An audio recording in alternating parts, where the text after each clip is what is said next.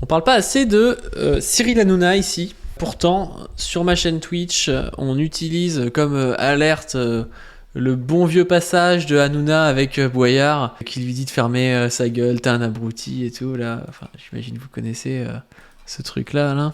Chérie, les députés représentent le peuple. Le peuple, voilà, c'est un exemple. Mais tu sais que t'es dans le groupe Canal.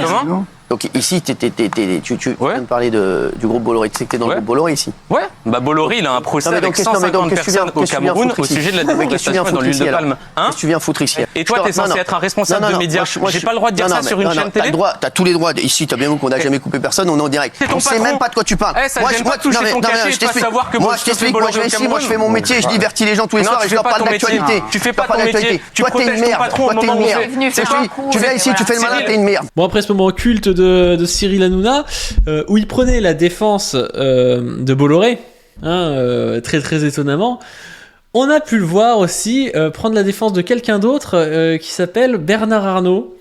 J'ai trouvé ça assez incroyable comme truc. Alors j'ai vu ça sur TikTok et je l'ai posté après en volant l'extrait, voilà, en la mettant sur Twitter. C'est quand même une fierté d'avoir ouais. deux plus riches du monde sont français, c'est la première fois que ça arrive. C'est la première fois que ça arrive. Alors vous avez raison, en termes d'emploi, je regardais. En 2022, LVMH a créé 15 000 emplois en France. Ouais. Sur 2 ans, ça sera 30 000 emplois en CDI. Hein. Ouais. C'est le plus gros employeur en France. C'est ça. Faut et alors, ça c'est incroyable. Ça, les mecs ils bandent, là, c'est le plus gros employeur en France. Ouais. Comme si ce qu'ils faisaient là, ce serait pas possible de le faire sans avoir un type qui exploite tout le monde derrière. C'est impossible d'avoir 30 000 personnes qui bossent sur de la fabrication d'objets de luxe en France sans avoir un type qui se rince derrière. Il y a pas mal de critiques sur ce qu'ils payent comme impôts, etc. Là aussi, j'ai regardé dans le détail, c'est quand même fort. Bien sûr, oui. J'ai toujours payé 100% de mes impôts en France. Déjà, c'est pas possible qu'ils payent 100% de ses impôts en France avec une multinationale. Enfin, je vois mal comment c'est possible. J'imagine qu'ils payent dans plusieurs pays. Bref. Ils payent en impôts sur les sociétés, en France, hein, en TVA et en charges sociales 5 milliards d'euros, ça rend. Mais ils payent 5 milliards d'euros de TVA et de charges sociales. C'est pas du tout, du coup... Enfin, c'est normal, quoi. Ils payent des charges sociales. En fait, c'est ses employés qui payent, quoi. Enfin, ça sort de d'où, ce truc-là? C'est incompréhensible comme truc. C'est pas comme si c'était des impôts sur les bénéfices qu'ils faisaient ou des choses comme ça. Donc c'est colossal. Donc vous vous rendez compte, si un gars comme ça dit je m'en vais, on perd 5 milliards. France perd 5 milliards. Non mais c'est vrai. Ouais. Si quelqu'un comme ça s'en va, la France perd 5 milliards. Bah non, si quelqu'un comme ça s'en va, on perd, il se barre pas forcément avec toutes les machines qu'il y a en France, le savoir-faire, les gens qui travaillent ici. En réalité, ce type, s'il a des employés en France, c'est bien parce qu'il prend de la survaleur à ses employés. C'est ses employés qui lui rapportent de l'argent, c'est pas lui qui rapporte de l'argent aux employés. Son argent, il vient bien de quelque part, il vient bien du travail de quelqu'un. Donc s'il se barre, il se barre en fait. C'est pas pour autant que la France perd tout ce qui est produit par les employés de ce mec-là, quoi. Oui. Si demain il dit je délocalise, je m'en fous, voilà, de toute façon ça va. En vrai, je vends, c'est fou. Il délocalise. Après, typiquement, quand on a une marque de luxe qui est basée sur le fait que les produits sont des produits luxueux, typiquement français, made in France et tout, c'est ça l'intérêt de ces produits. Notamment, je sais pas, Bernard Arnault, je crois qu'il a pas mal de grandes maisons de vin, de cognac, des trucs comme ça. Moi je veux bien, il peut délocaliser Annecy, il va mettre Annecy en Pologne, on va voir comment ça marche. On va voir si vraiment ça marche bien. Oui. Ça veut dire si demain ils disent voilà, je vends. Non mais voilà, non mais au cas où il dit voilà, je vais délocaliser, mais je vais continuer. Mais en termes d'emploi, c'est colossal, Cyril, parce que là je parle de 30 000 emplois, mais en fait il y a ce qu'on appelle les emplois indirects. C'est-à-dire que les gens qui vivent à partir de ça, et en fait c'est un multiple de 4. C'est-à-dire que c'est plutôt 120, 130 000 emplois créés directement ou indirectement. Alors évidemment, on va pas faire pleurer dans les chaumières. Je le répète, à un moment où il y a tellement de gens qui ont du mal à boucler leur fin de mois. Bien sûr.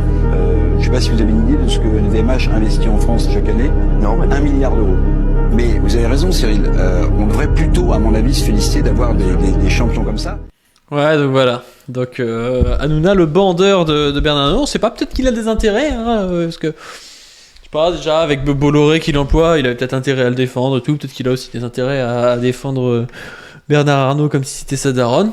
Je sais pas ce que vous en pensez, peut-être que Bernard il mérite 100 millions de fois plus que vous ou je ne sais quoi, et que c'est normal qu'il ait cette fortune, que c'est mérité en fait. Il travaille beaucoup le Bernard, et du coup il a sa fortune, et il a pas du tout par exemple fondé sa fortune sur le rachat pour un franc symbolique ou un euro symbolique à l'époque de grandes entreprises dont il avait dit qu'il garderait les employés. Au final, il a viré tout le monde, il a gardé juste une grosse entreprise de luxe, je crois que c'était Dior ou quelque chose comme ça.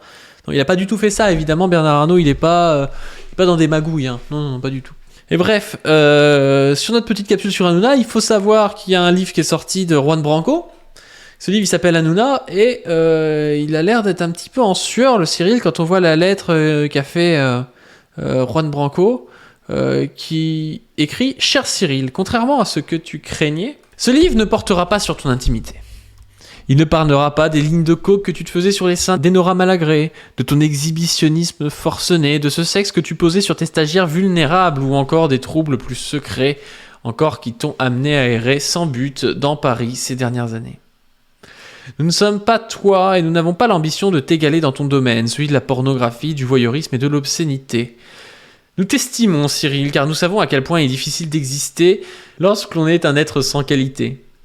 Nous savons d'où tu viens, ce que cela fait d'avoir été ignoré, esseulé, humilié.